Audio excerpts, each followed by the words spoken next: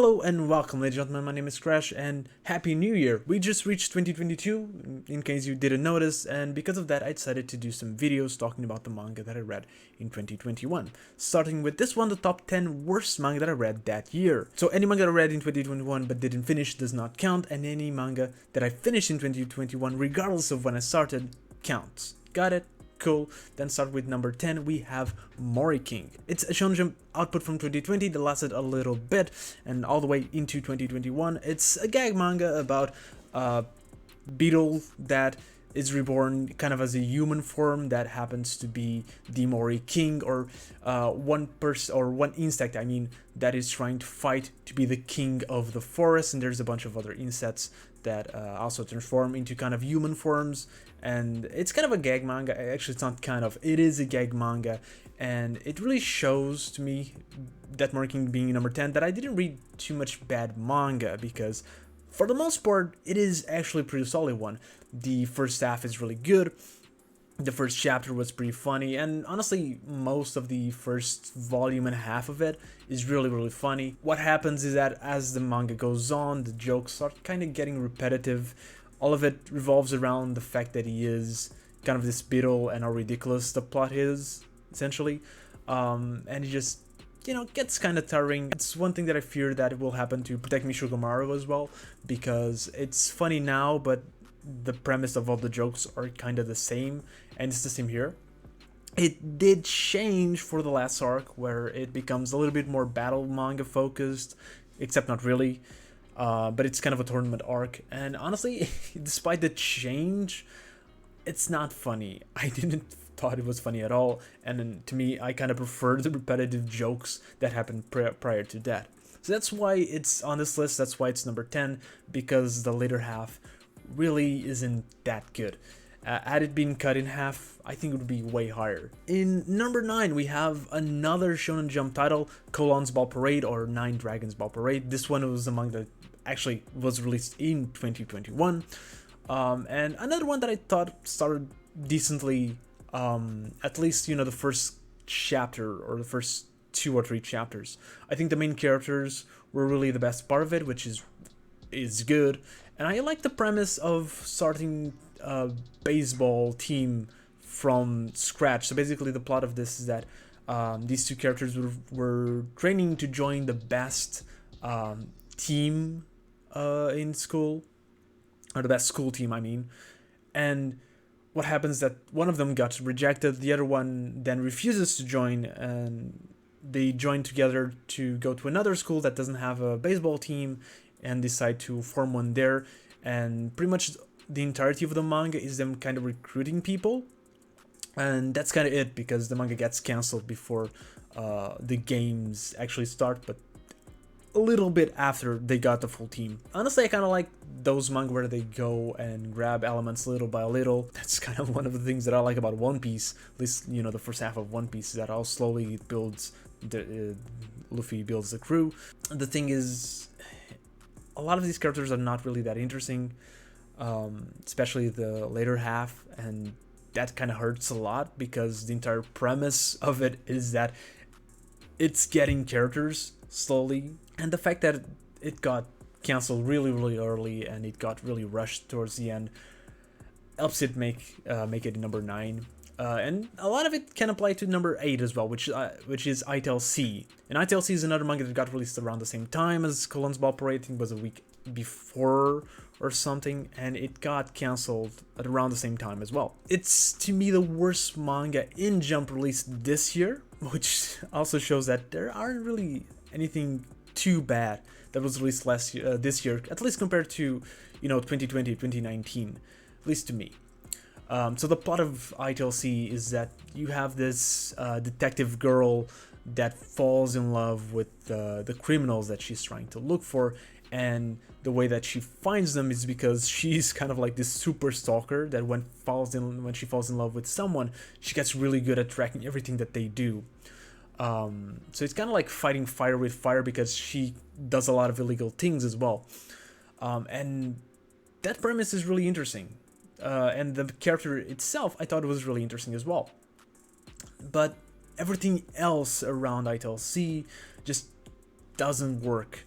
I think the way that they do these cases is not that interesting. I think the interesting part of detective manga, detective stories in general, is kind of the detective finding the clues, and them kind of figuring things out together, which doesn't happen here. It pretty much is, a lot of times the main character reaches a conclusion, and after reaching the conclusions, then she lays down the clues that she found. And you know, it's not as fun, to me at least, those kind of detective stories where we don't get to partake in it. And for the most part, I don't think the villains were that interesting. I think the last one that was introduced, that one was pretty cool, and I like to have seen more of her. But it is what it is. And the weird reset that we had midway through also didn't really help. Of course, the ending being rushed also didn't really help. There was a lot of things here that, you know, it just was kind of a mess. So it gets on number 8. It gets to be the worst Jump manga of the year to me, or at least that was released this year, because there's a couple more on this list. And starting with number 7, it's Build King, which is kind of trashed by everyone. I don't hate it as much as I think most people do, but I do have to admit it is a bit of a mess. I do like the premise. I've said this before. I said this when I first started the channel, and I maintain that. I think the idea of a world of like a battle manga built by carpenters, where everything is just kind of like house related, was kind of fun. Did it do it that well? No. I think there was some interesting ideas, you know, like the house monsters, but as it goes on, the novelty kind of, you know, wears off, and you're just left with kind of a boring battle shonen. I'm still interested to read Toriko because I've heard, you know, that it is better. Another thing that I really didn't like about Build King was the art style. To me, it feels very plasticky, especially the design of like the main characters.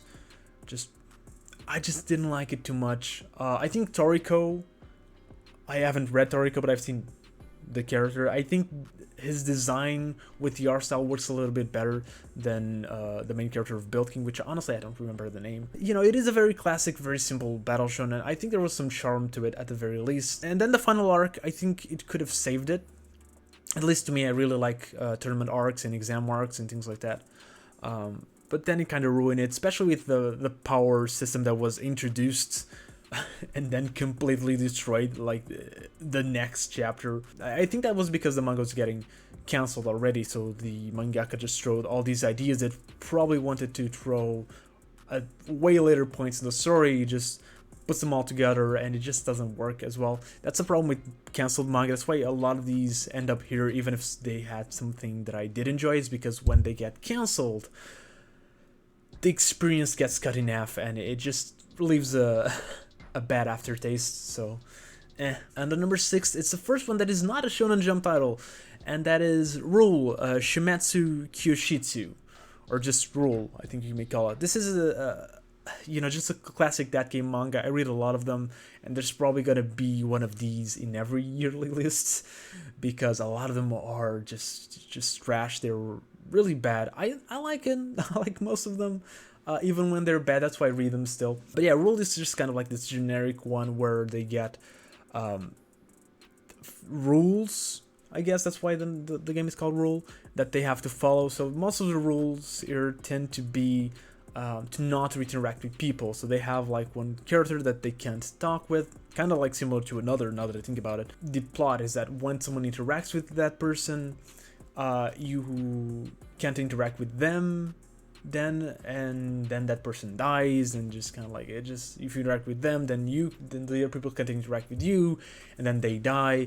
And it's not really it's not really that interesting, but I think the thing that really puts it on this list to me is the plot twist at the end, because it's one of those plot twists. I'm not sure if you ever saw a story that had one of these, where it just completely ruins the story, because everything just stops making sense, because the story doesn't seem to have been built up to have that plot twist, and it just exists as kind of a bait and switch, as kind of like a gotcha moment. And when you read the story a second time, or you look back at the things that happened in the story, now they don't make sense because of that plot twist that you did. And in this case, it's one of those where it's not a supernatural thing that is happening, but it makes even less sense than if it was. So yeah, it's not that good. Number 5, we have Sonic World Adventure, which is a manga that I read specifically because I was doing a Sonic video where I talked about the Sonic manga that were available in English and some of them that weren't. And Sonic World Adventure was probably the worst. Not that most of them were any good, but Sonic World Adventure was really the worst one. It's based on the story of Sonic Unleashed, which, if you guys don't know, it's the one with the werewolf. And that's the game that I liked the game, but to me it was the first Sonic, of recent Sonic at least, that I really thought that the story wasn't, good, because to me, the era of Sonic Adventure 1 and 2, of Shadow the Hedgehog, and even of Sonic 06 really had interesting stories. Even if Sonic 06 really had horrible gameplay, I think the stories that they told, they were at least interesting. And then we kind of move towards more childish stories with kind of annoying characters, which is the case with Sonic World Adventure. So I really didn't like the story in the game, but I like the gameplay. So now that this is in manga form, we don't have the gameplay and it's just a story. It's not good. I wouldn't recommend reading this, and especially because this is a Kodomo manga, Kodomo Muki manga, which is manga made specifically for kids. This has a thing that I've seen happening on another manga for this demographic, which is have a lot of jokes. A gag manga in general, especially like shonen gag manga, also just barrage you with jokes, especially the old ones at least, like Dr. Slump and Ibari-kun. Really two manga that really just throws you a lot of jokes, and they're not really that good most of the time. But Sonic World Adventure does that even more, and it gets annoying really fast, and most of the jokes are not good, especially because they're made for kids. And the last thing I have to say about this one is that the scans are horrible. I can even find you like a picture of the cover to show you. I can show you like some of the scanlations, so you can get an idea. And I think the scanlations is why this manga is one of the ones that I've read that have the least amount of readers in my list and in Analyst, because it's just borderline unreadable. And the reason why I read it all is because I was so amazed at how bad the scanlation actually was. But yeah, the manga itself, without even the scanlation problems, was already not good. On number 4, we have another, and I promise you it's the last, Shonen Jump manga. It's Our Blood Oath, and to me, it's the worst Jump manga that I've read. And I like everything about it is just a mess, and there's nothing more that I can add about this manga. The characters are a mess, the plot is a mess. I read everything, and I still don't know exactly what it was about, because I don't think it ever had a goal or a reason or a coherent plot to it. It's not like it was one of those stories that is very complex, and maybe I just didn't got it. It just didn't knew how to tell a story in a concise and direct way, and I think the mangaka has a lot to do to improve on that, to improve on how to build a story before he tries another Jump manga. For the top 3, on number 3 we have Yume no Omosha Kojo, which is a manga by Shintaro Kago, which is a mangaka known for Hiroguro. Now, Hiroguro, for those who don't know, are kind of manga that, well, they're erotic and gory, so they're really some of the worst things you can read. But some of them, especially Shintaro Kago manga, really have this way of telling things that couldn't be told in any other format. And he manages to criticize things, and things like, rape and society and child labor, and just really these topics that are taboo, that he managed to tackle in ways that probably other mangaka would not be able to or not want to, and it's very thought-provoking. But this one in particular is just a short story. Most of Shintaro Kago are short story anthologies, but this one is a short story anthology where the topic that is coherent through all of the stories is pooping. So everything about this manga is about pooping. It's really weird. It has some ideas and stories that are really weird and that you wouldn't be able to read anywhere, but it's all about the same thing, and that's kind of the problem, because again, it's one of those manga where halfway through the novelty just ends, and Shintaro Kago without that novelty, it's nothing. You read Shintaro Kago for this completely unique manga that no other mangaka would do, and it's not like the stories that are being told are stories that other mangaka would do. It's just that Shintaro Kago is doing the same thing over and over and over again for over like 20 stories. Most of them are like really short. They don't have much to it either. So yeah, it was one of the worst manga I read this year. And on number 2, we have Venus ni Kushizuki, which is a manga I've talked about in my top 5 worst manga that I've ever read. And I'm just gonna tell you that number 1 actually wasn't on that video, so it's the manga that I've read that is even worse than some of those. This one is a yaoi manga, a trashy yaoi manga that I read because I was told it was very, very trashy. So I read it with some friends, and it was really, really bad. It's about this mafia dude, or was it Yakuza? I don't remember. Was it mafia or Yakuza? I think it was Yakuza. Whatever. This dude has to kill, or has to actually cut the arms of another dude from the same family that he really likes. So he cuts them, and then cuts, I think, one of his fingers, and they both quit the mafia team or the Yakuza team or family or whatever, and then they have a lot of gay sex. The thing about this is that, you know, one of the characters does not have any arms, and that's kind of like the plot of it. Kind of like the unique thing about this manga is that it is kind of this weird fetish. It's mostly like guys being horrible towards each other, and then fucking, and then being horrible towards each other again. So everyone in this manga, even the guy who has no arms, is really, really a bad person. A really bad person. So yeah, I didn't like it much. I also did a review on it. I'm gonna link it in the description below. It's a written review where I talk a little bit more about it if you are interested in checking it out.